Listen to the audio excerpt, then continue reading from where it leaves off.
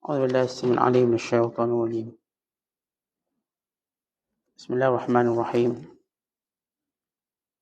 السلام عليكم ورحمة الله وبركاته. الحمد لله والصلاة والسلام على رسول الله وعلى آله وصحبه ومن سار على نهجه واستنى بسنته واهتدى بهديه إلى يوم الدين. أما بعد. قال المصنف رحمه الله تعالى ونفعنا الله به وبعلومه في الدارين آمين. Telah berkata Imam Al-Allamah Syekh Abdul Qasim Al-Qushayri, semoga Allah Ta'ala merahmatinya dan kita mendapat manfaat serta barakah ilmunya.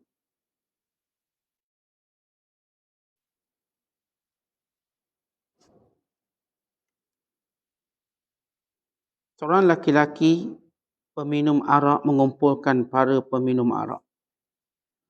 Dia memberikan 4 dirham kepada hamba sahayanya agar membeli buah-buahan untuk jamuan.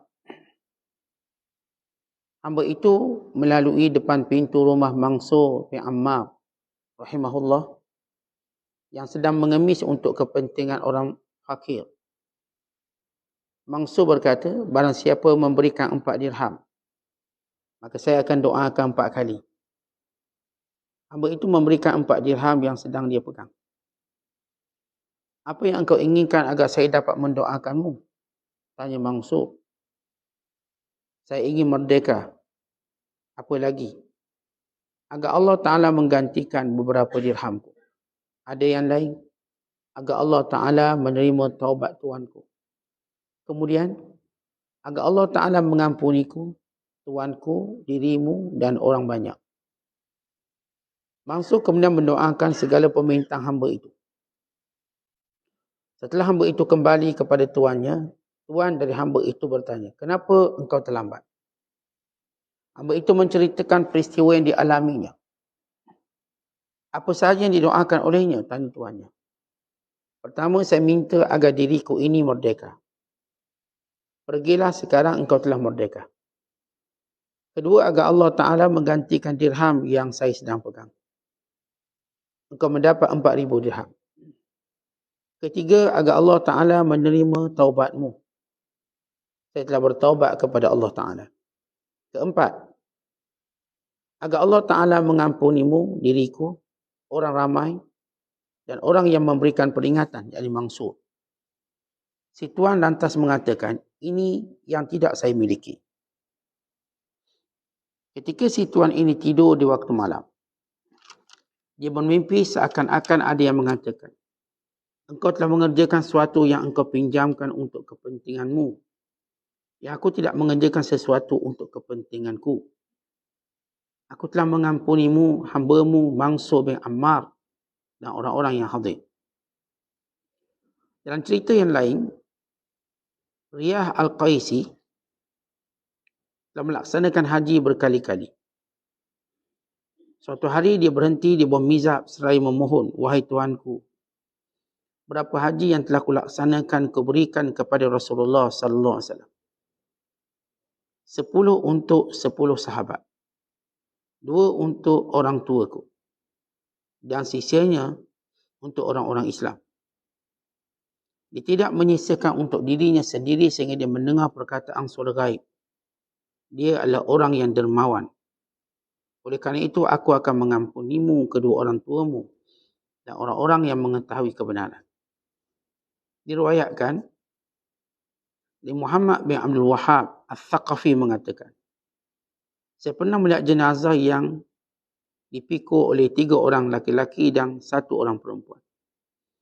Saya mengambil alih tempat orang perempuan itu. Setelah itu kami berlima berjalan-jalan bersama-sama menuju tempat kuburan, mengerjakan solat jenazah dan menguburkannya. Saya bertanya kepada perempuan itu, siapa jenazah ini? Dia adalah puteraku. Apakah engkau tidak mempunyai tetangga? Punya, tetapi mereka menganggapnya rendah, yakni menghinanya. Apa sebenarnya yang terjadi? Dia seorang pondan. Saya masih kasihan kepadanya. Suatu saat perempuan itu datang ke rumahku dan kuberikan dirham, buah labu dan pakaian. Di malam hari ketika tidur, saya bermimpi melihat pondang itu. Seakan-akan dia datang kepadaku seperti bulan di malam purnama wajahnya. Dia berpakaian serba putih dan berterima kasih kepadaku. Saya bertanya, siapa engkau? Dia menjawab, saya adalah pondan yang telah kau kuburkan di waktu siang itu. Allah Ta'ala telah memberikan rahmat kepadaku kerana banyak orang yang merendahkanku. Muslimin dan muslimat dan penonton yang dirahmati Allah sekalian. Masih lagi bicara kita tentang ar-raja.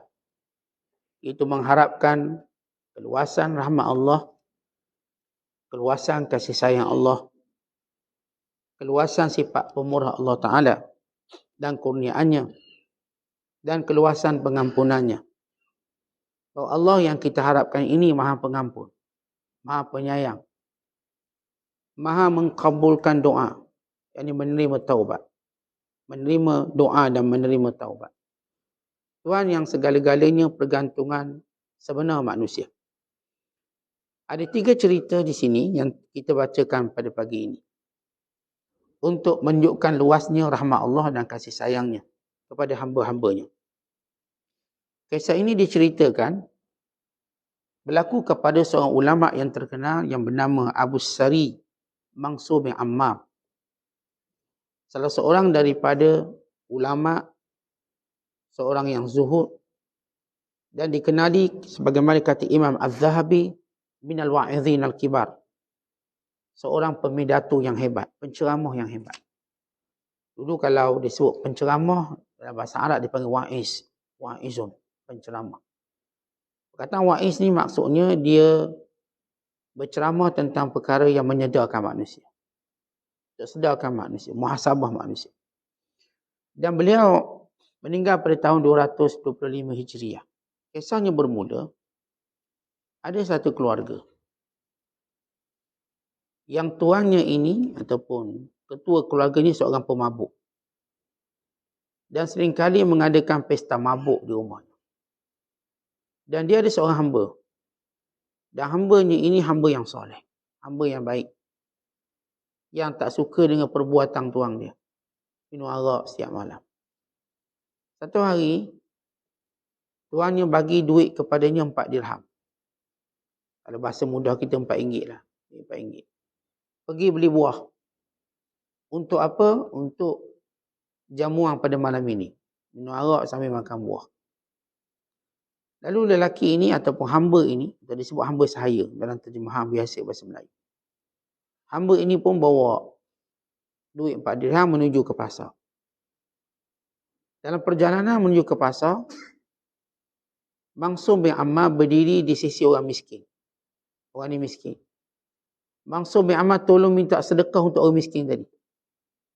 Dia kata, siapa yang beri sedekah kepada orang miskin ini, aku doakan kepadanya 4 perkara. Siapa saja. Kalau ditolong orang miskin ni, dia beri duit ke orang miskin ni, aku akan doakan dia dengan 4 perkara. 4 doa. Dia pilihlah nak doa apa 4. Lalu hamba sahaya ni pun menemui Mansur bin Ammar, atau dikenali sebagai Abu Sari. Tuan guru ni ambil duit ni 4 dirham. Saya beri ke dia. Dan tolong doakan saya 4 perkara.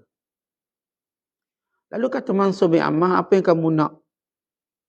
Lalu kata hamba ni, yang pertama saya nak merdeka. Yang pertama saya nak.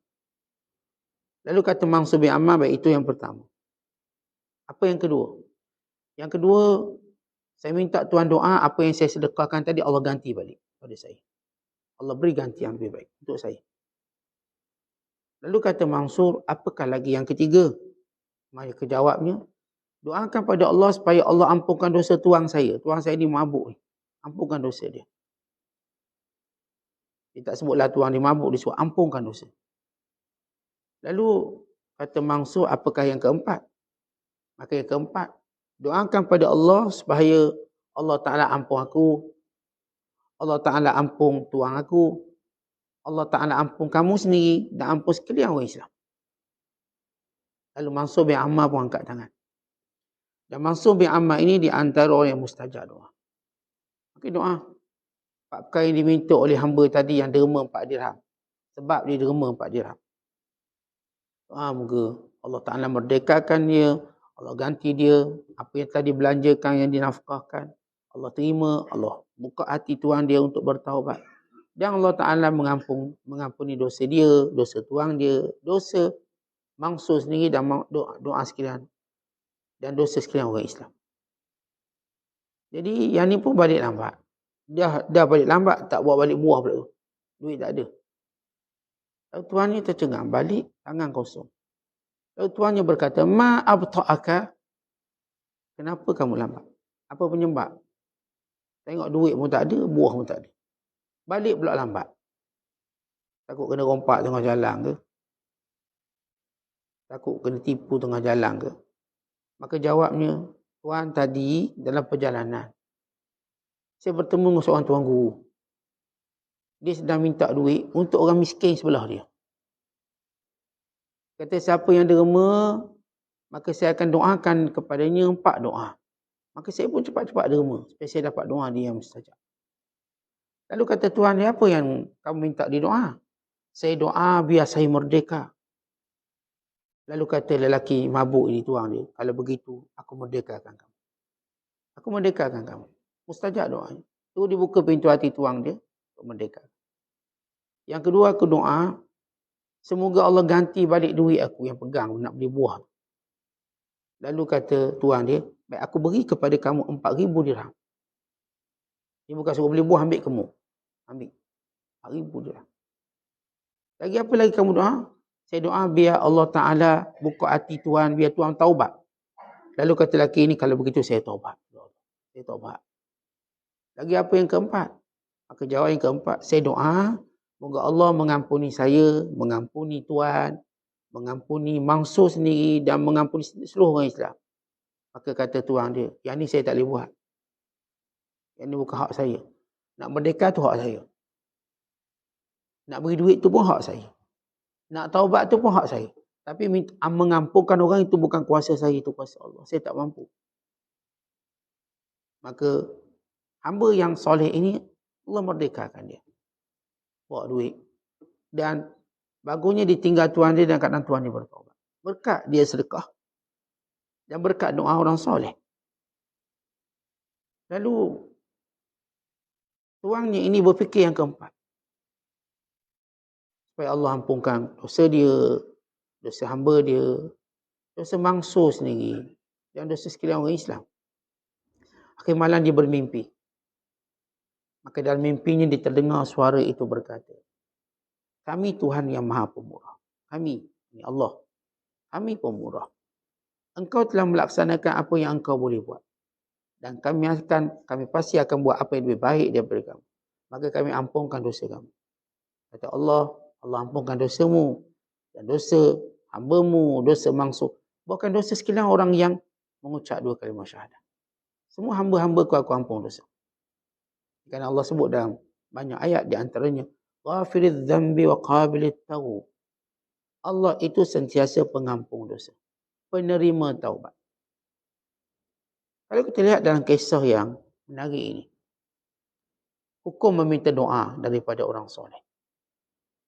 Kita tahu doa ini suatu benda yang disyariatkan. Dan kita diminta supaya senantiasa berdoa. Allah Ta'ala berfirman dalam Al-Quran, وَقَالَ رَبُّكُمُ ud'uni astajib lakum. Dan Tuhanmu berfirman, berdoalah kepadaku, dan aku perkenankan. Bukan kata Nabi SAW, man lam yas'alillah yaghdab alaih. Siapa yang tak doa pada Allah, Allah murka pada dia. Contoh alasan, bila seorang hamba kata, bila Allah Ta'ala tanya dia, kenapa dia tak buat benda tu, benda ni, maka dia akan beralasan tu, alasan ni. Lalu dikatakan kepada dia, kenapa kamu tidak berdoa? Kenapa tak doa? Contoh antara kelebihan doa, dia mengangkat alasan kita.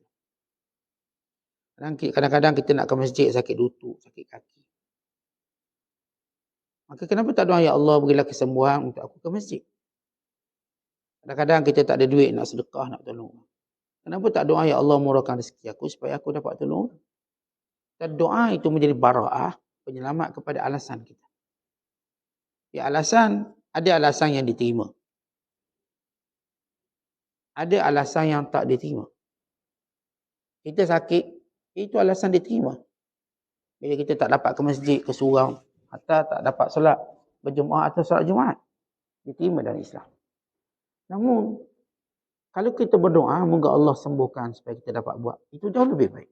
Kerana kita cuba mengangkat alasan tadi dengan doa. Sedang kita tak mampu nak infak sebab tak ada duit. Maka itu alasan yang betul. Tak ada duit. Tapi bila kita berdoa, moga Allah lapangkan rezeki supaya dapat infak, maka itu lebih baik.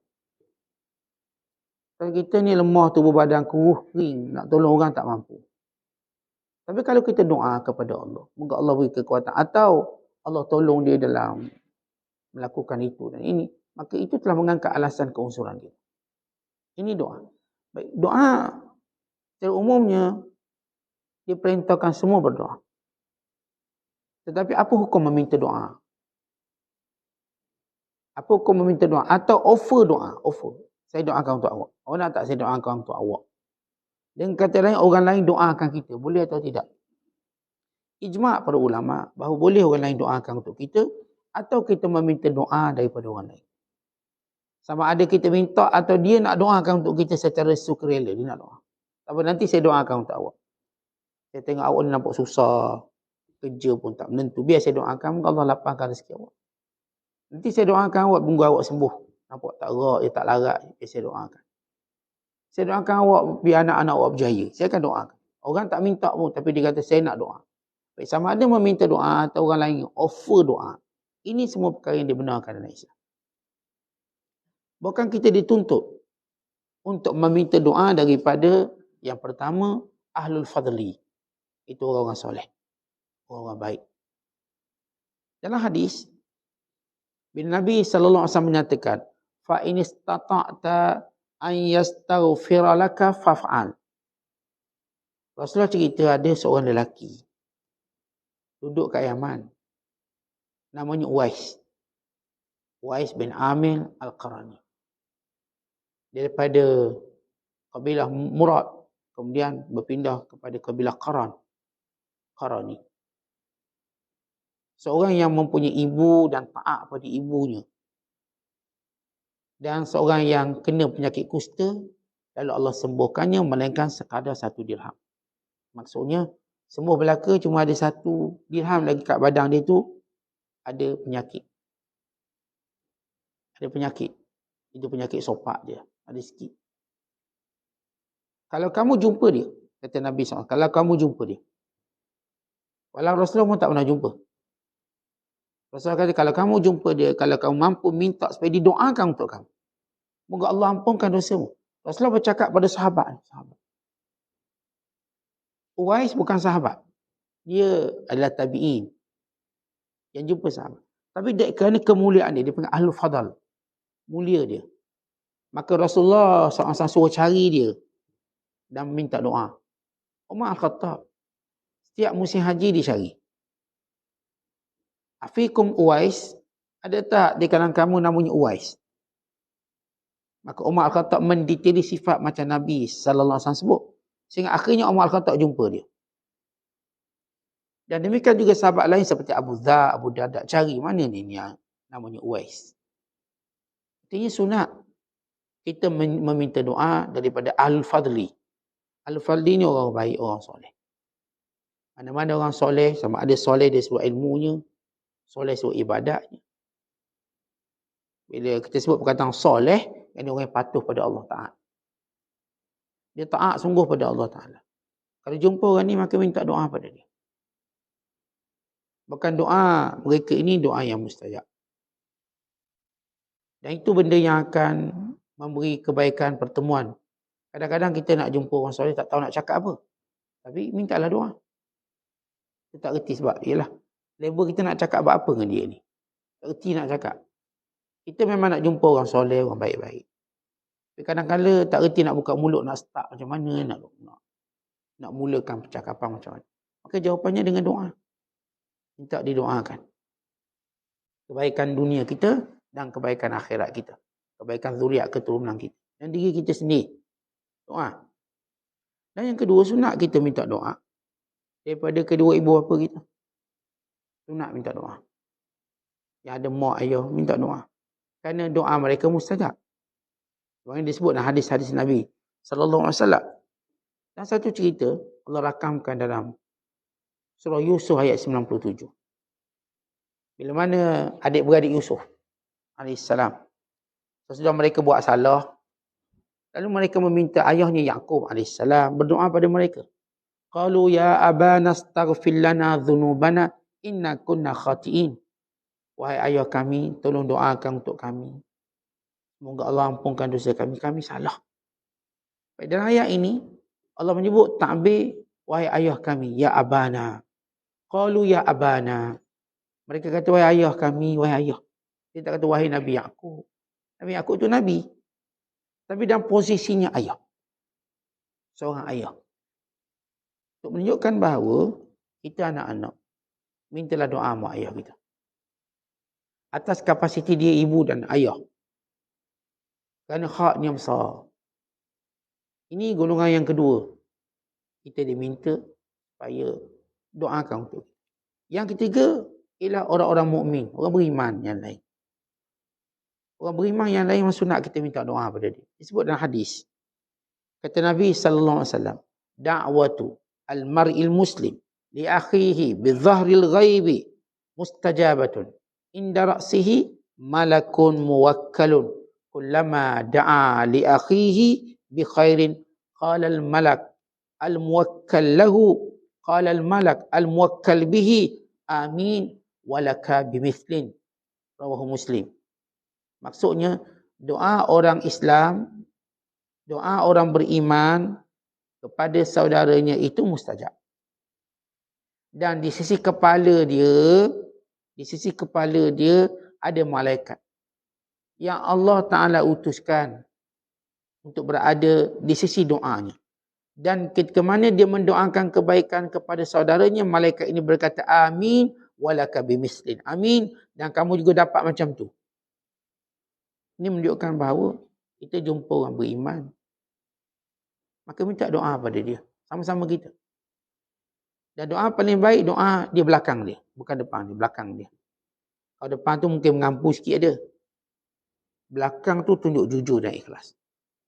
Ya Allah, engkau ampunkan fulan bin fulan. Ya Allah, engkau pemudahkan urusannya. Ya Allah, engkau jadikan kelapangan rezekinya.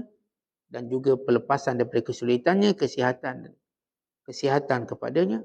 Maka ini disunatkan. Kan sifat doa itu mustajab. Itu dari sudut orangnya. Kita sunat minta doa daripada ahlul fadli, yang orang-orang baik. Masuk para alim ulama, orang soleh. Yang kedua sunat minta doa pada mak ayah kita. Yang ketiga sunat minta doa orang beriman. Cuma taklah kita jadikan setiap kali jumpa doakan saya. Orang pun serabut juga dengar cik doa. Kau tak doa ke apa? Cik minta aku je doa, kau tak doa. Ada seorang bila dia hantar surat pada Imam Ahmad. Doakan kami. Asyik aku doakan kau. Siapa doakan untuk aku? Ini maksudnya, mereka ataupun para alim ulama, di mana menyebut tentang, memanglah sunat kita minta doa orang. Tapi taklah jadi kebiasaan. Jumpa sikit doakan. Orang dengar, ini tak berdoa ke apa suruh? Senang suruh kita doa. Itu punya pada waktu tertentu kita jumpa. Pada keadaan tertentu. Dan ini satu cara perkataan ukhuwah kita pada mereka. Tapi tidaklah setiap masa. Setiap kali kita jumpa, suruh doa. Bukan. Tapi kalau saya buat macam tu, tak ada masalah. Takut orang serabut dengar lah. Orang serabut dengar. Kita kan, bila orang tu ulang benda sama, kita akhirnya orang doa lah. Ya Allah, bisukan mulut dia. Jangan diminta lagi. Asyik minta doa. Jadi kita berpada. Kita taklah kata kalau orang tu asyik minta doa tu dosa dan sebagainya. Tapi adat kebiasaan tadi mungkin menyebabkan dipanggil. Semakin jauh orang daripada kita. Tanafur. Ya, benda-benda macam ni kita minta. Sesekali kita jumpa. Sekali yang sempurna tertentu doakan untuk saya. Maka itu cantik ayat dia. Baik. Ini kita sebut tentang golongan yang kita minta doa.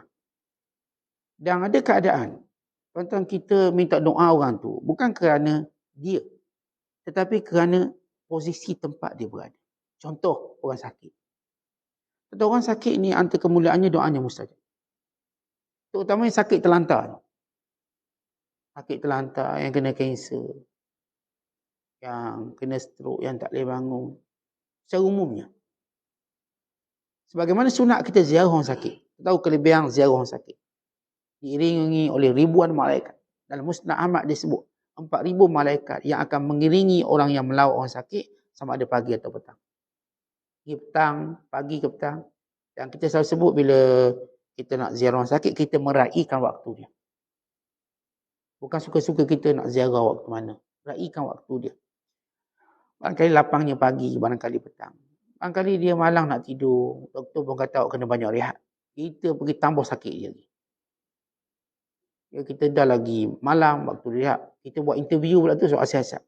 Lebih pada Poli Bukit Aman. Sejak bila sakit, bila ni, tanya banyak. Kawan tu dah penat. 10 orang tanya, penat.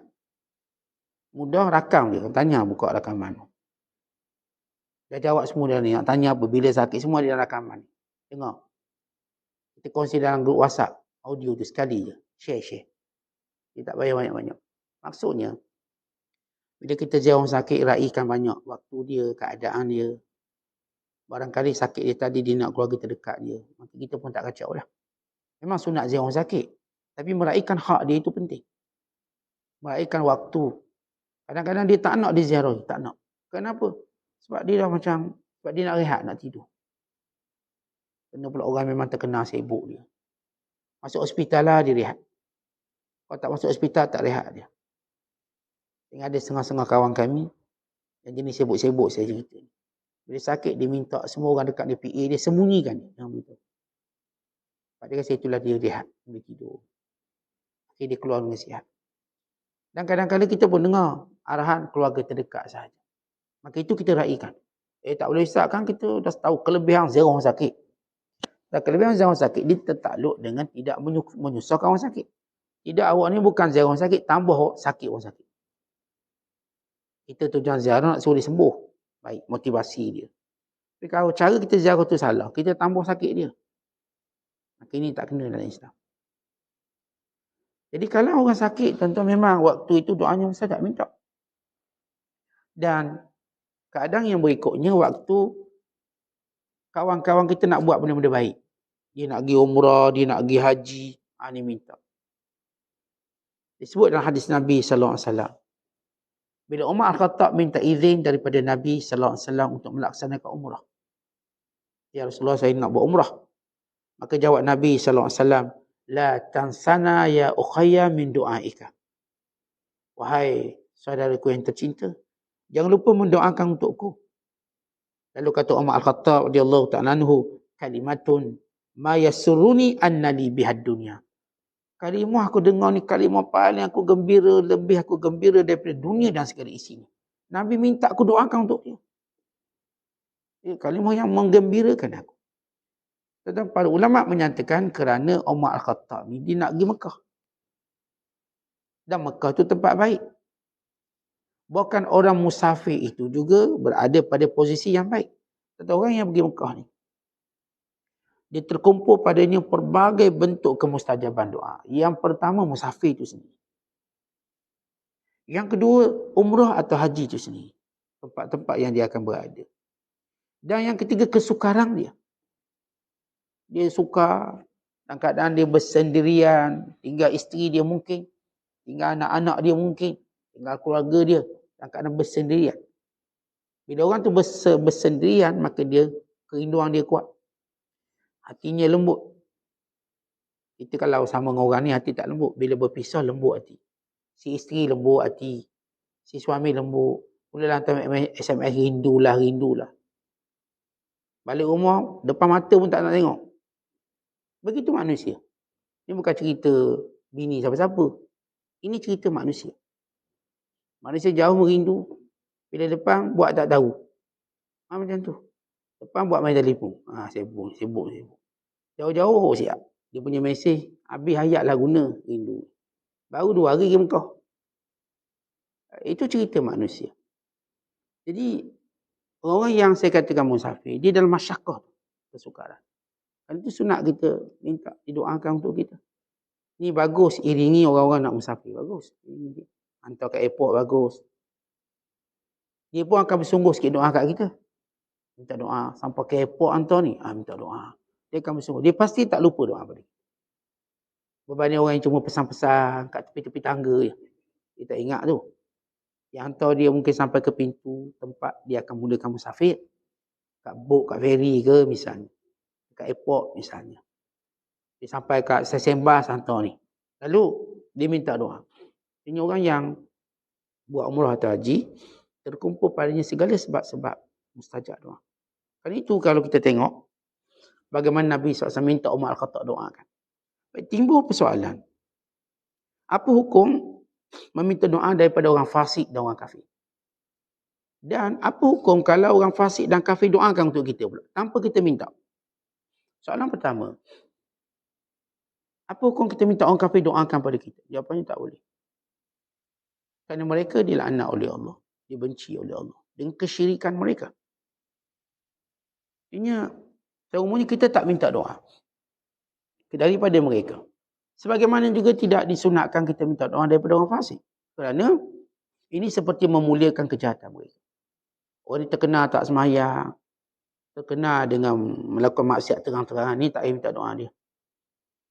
Kenapa? Dia terang-terangan buat maksiat. Tetapi, soalannya, kalau orang kafir tu doakan pada kita tanpa kita minta. Jadi dia kata, semoga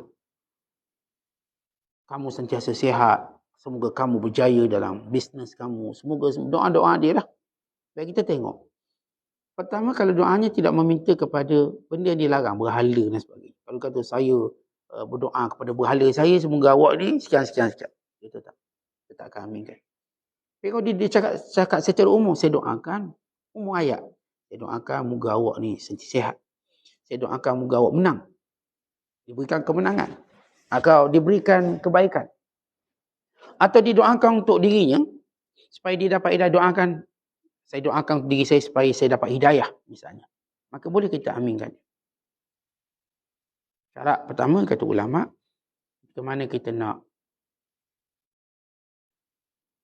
kalau orang kafir tadi doakan untuk kita. Kalau doa itu untuk kebaikan kita, maka boleh kita aminkan syarat pertama, dia tak minta dengan berhala dia. Yang syarat yang kedua pula, kita tidak membesarkan dia. Tak mengagungkan doa dia. Dah siapa pun doa baik, kita ambil je lah. Tapi bukan niat mengagungkan dia. Bukan nak anggap bahawa doa dia ni hebat. Kita aminkan tak. Okay, ini dia sebut hukum minta doa dengan orang kafir. Minta doa dengan orang fasik. Kalau didoakan untuk kita, kalau doa tu benda baik-baik, dan didoakan tidak meminta lain pada Allah, dan dalam keadaan kita tak membesarkan benda tu. Maksudnya kita tak nampak dia hebat lah dengan doa dia, tak ada. Kerana kedudukan status dia tadi. Dia kalau dia kembali taat pada Allah, ya. Bukan kita menghina. Tuan-tuan kena faham asal hina tu lain. Pada kedudukan dia. Sebab doa ialah permohonan pada Allah. Permohonan. Ya benar. Allah Ta'ala bila siapa pun makhluk doa, Allah perkenankan. Atau iblis doa pada Allah, Allah perkenan. Iblis doa. Tuan-tuan. Kalau iblis doa Tuhan perkenang, sementara kita. Iblis doa, ya Allah panjangkan umur aku. Allah kata, ya aku panjangkan umur kamu. Sampai hari kiamat, ya sampai hari kiamat. Allah mustajabkan doa iblis. Tetapi, bila Allah doa, memustajabkan doa, ada dua jenis. Pertama, doa yang dimustajabkan bersifat redha Allah. Itu yang kita nak. Yang kedua bersifat istidraj. Apa maksud istidraj? Berkekalang dia buat maksiat dengan doa dia. Memanglah di doa selama ni dapat rezeki, dapat itu, semua dia dapat. Tapi kekal dia dalam maksiat. Itu istidraj.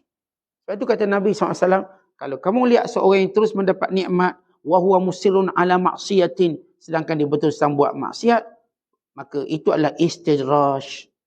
Istidraj makna lambang tanda kemurkaan Allah. Kerana dia akan makin sesat dan makin sombong. Ini hukum dalam bab doa. Artinya, kita sunat minta doa orang soleh, sunat minta doa orang beriman, sunat minta doa mak ayah kita. Kemudian kita sebut juga tentang tidak kita dilarang minta doa daripada orang fasik, apatah lagi orang kafir.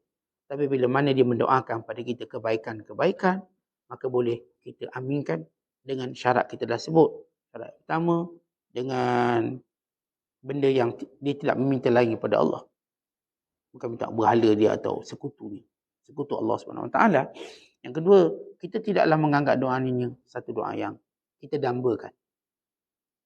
Kita tak dambakan doa dia, kita bukan nak doa dia, bukan berkehendak pada doa orang-orang kafir ataupun orang-orang fasik. Itu syarat yang disebut oleh para ulama dalam hal meminta doa, dalam hal-hal kebaikan kita dunia ataupun kebaikan akhirat kita. Baik, kembali kepada kisah Mansur bin Ammar yang berdoa dan Allah Ta'ala perkenankan doa dia. Oleh kerana lelaki ni ataupun hamba ni, tuan-tuan sekalian, dia dalam ta'liq dan tahqiq kitab Risalah Qusyariyah ini, dia sebut hamba ni seorang yang soleh. Kalau hamba ni tak soleh, dia tak akan buat macam ni.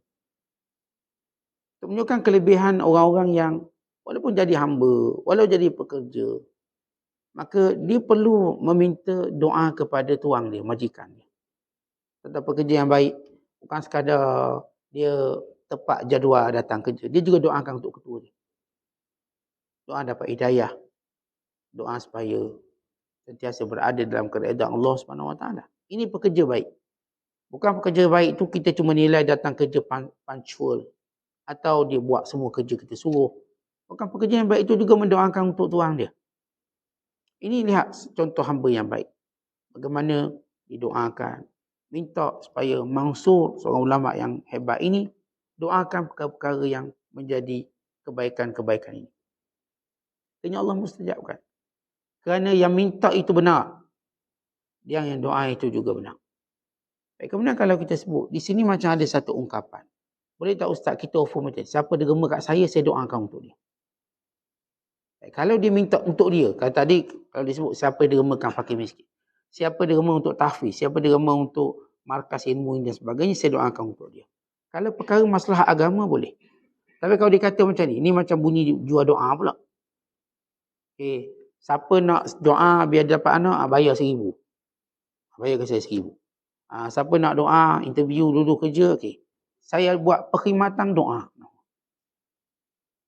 Online pun ada. Nak datang tu ke pejabat pun doa pun. Tentang ini yang dilarang dalam agama. Yang dilakukan oleh orang-orang Kristian, menjual doa. Sehingga sampai peringkat menjadi wasaid. Perantaraan antara dia dengan Tuhan. Wala Allah berfirman, Allahus Samad. Allah tiada perantara. Minta dengan Allah. Sebab itu setengah para ulama, bila orang minta doa pada dia, mereka mengatakan, siapa saya orang minta doa? Saya siapa sangat. Yang pernah saya ceritakan bila Syekh Almarhum Mutawalli Sya'rawi, dia pergi ke Mekah.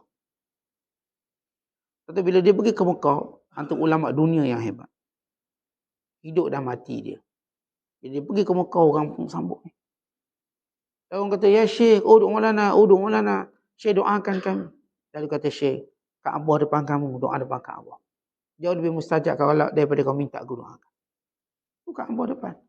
Kata kita dah ke Mekah dah doa. Tempat-tempat yang telah Nabi sallallahu alaihi wasallam sebut doa. Kemustajaban doa. Dekat Mizabnya, dekat Multazamnya, di belakang makam Ibrahimnya, atau di Masjid Haram itu sendiri, atau ketika mana tawafnya, ketika mana sa'inya. Ini semua tempat-tempat yang mustajab doa. Yang disarankan. Dan itu perbuatan jual doa tak boleh dalam Islam. Ia persis bagaimana Kristian yang jual doanya. Tapi kalau orang nak bagi, itu hal lain. Kalau kata doakan saya, dia pun doa, orang ni pun bagi duit kat dia. Dia tak jual, orang ni nak bagi duit. Tak ada masalah. Tapi kalau dia kata siapa yang nak suruh saya doakan dia, bayar saya sekian-sekian.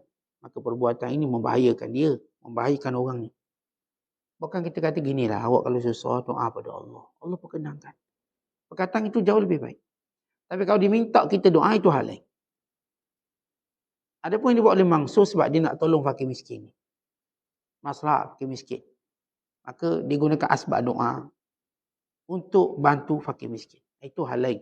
Dan saya katakanlah kalau orang derma masjid ni, saya doakan sampai derma masjid ni, surau ni pusat pengajian ni, moga Allah lapangkan rezeki dia. Moga Allah Ta'ala sekian. Maka itu tak ada masalah. Kerana masalah agama. Untuk jaga agama. Tapi kerana kalau seorang tu atas nama kapasiti peribadi dia. Doakan saya buat. Umpama saya katakan jual doa lah. Ini tak. Ini bertentangan dengan nas tentang umum kelebihan sendirian untuk berdoa.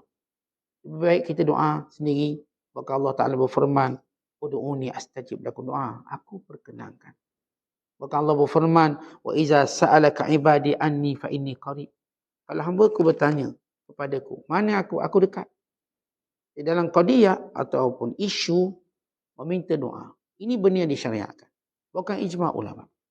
Di dalam hal ini, mereka bahaskan satu hal. Apakah meminta doa daripada orang itu afdal atau meninggalkannya afdal? Mana lebih baik? Minta orang doa ataupun jangan pernah minta orang doa. Saya doa sendiri. Setengah ulama menyatakan bahawa doa sendiri itu lebih baik daripada minta orang doa. Doa je sendiri. Dari pandangan yang masyhur kebanyakan ulama, meminta doa itu afdal. Khususnya pada orang-orang yang saya katakan ahlul fadli ini, orang baik, orang soleh. Bahkan para sahabat ridwanullahi alaihim ajma'in, di sebalik mereka berdoa kepada Allah, bermunajat kepada Allah, mereka tidak pernah lupa meminta Rasulullah mendoakan untuk mereka. Ini Abu Hurairah datang jumpa Nabi SAW, ya Rasul, doakan untuk ibuku. Maka asbab doa Rasulullah, maka ibunya memeluk Islam. Ini Abu Dzar Al-Ghifari datang bertemu dengan Nabi SAW, meminta didoakan supaya kabilahnya, kabilah Ghifar, supaya dapat dibuka hidayah, diberi hidayah. Maka akhirnya kabilah Ghifar memeluk Islam. Bukan kabilah sebelahnya bernama kabilah Aslam juga memeluk Islam. Ramai sahabat-sahabat yang datang bertemu dengan Nabi SAW. Bukan Rasulullah sendiri macam saya sebutkan tadi. Nabi suruh cari seorang bernama Uwais untuk doakan. Sehingga para sahabat cari orang bernama Uwais bin Amir Al-Qarani ini untuk mendoakan. Jadi pandangan paling kuat, meminta doa orang-orang yang soleh itu amat digalakkan. Tetapi tanpa kita meninggalkan doanya. Tanpa kita sendiri meninggalkan doa. Jadi kita doa, bahagian kita doa. Itu bahagian kita. Dan bahagian orang-orang yang saya katakan soleh, baik, kita ada mak ayah. Rugilah ada mak ayah tapi tak pernah minta doa. Kata kita waktu kecil kita minta duit dengan mak ayah. Masa kita kecil kan minta duit, minta susu, minta makanan. Kita dah besar, dah berdikari. Ada benda yang lebih baik daripada makan dan minum kita minta. Minta pun minta doa. Minta doa, tak payahlah mak. Boleh tak mak masak lemang masa saya kecil-kecil dulu. Mak dah tak larat nak cari buluhnya. Mungkin benda tu keupayaan dia dah terhad. Kita kadang-kadang rindulah nak makan masak kamu. Kita suruh, boleh tak mak masak macam dulu-dulu? Tapai daun getah. Dulu mak muda boleh panjat pokok getah. Ni mak tua dah. Kita pula pokok getah pun tak kenal. So mak buat tapai, nanti kita balik nak makan tapai daun getah. Akhir arwah mak dia jatuh pokok getah. Jadi kita taklah minta benda yang agak sukar untuk dia. Bukan benda tu pun tak perlu sangat. Yang lebih perlu pada itu, doakan keampunan, keredaan dia. Mak doakan supaya begini-begini saya dapat kebaikan. Minta mak sentiasa redha pada kita, dipanggil istirda. Minta redha. Setiap hari minta redha. Dan berterima kasih setiap hari. Ini Abu Hurairah. Setiap kali dia nak bermusafir, dia nak keluar daripada kota Madinah, dia akan singgah rumah mak dia sambil berkata, wahai ibuku, doakan kebaikan untuk doakan doa. Sentiasa minta supaya didoakan. Dan mak dia kata, mu ni anak baik, anak soleh, anak yang berbakti. Mak pun terima kasih atas kebaikan kamu. Mak dia pun bagus. Berterima kasih pada kebaikan Abu Hurairah. Abu Hurairah juga lagi dikatakan tunjukkan hak sebagai seorang anak dengan berterima kasih pada ibunya, meminta doa pada ibu. Ini menunjukkan bahawa minta doa daripada al-fadli, minta doa daripada ibu ayah, minta doa daripada orang beriman, satu benda yang amat digalakkan. Kerana ini bukan sekadar melahirkan ukhuwah, bukan melahirkan sifat tawaduk. Tetapi itu juga sifat tawaduk kita waktu kita minta doa. Bukan hadis tentang Rasulullah meminta Umar Al-Khattab mendoakan untuk baginda. Bukan sekadar kerana Umar Al-Khattab melakukan umrah atau musafir. Bukan menunjukkan sifat tawaduk Nabi SAW. Boleh tak orang yang afdal, atau disebut dalam bahasa Arab dipanggil seorang yang fadil, minta doa daripada mafdul, orang yang bawah pada dia. Tapi sama-sama soleh, cuma bawah sikit. Ni tuan guru besar. Minta daripada orang mukmin biasa. Boleh tak? Boleh. Dan itu tanda-tanda tawaduk.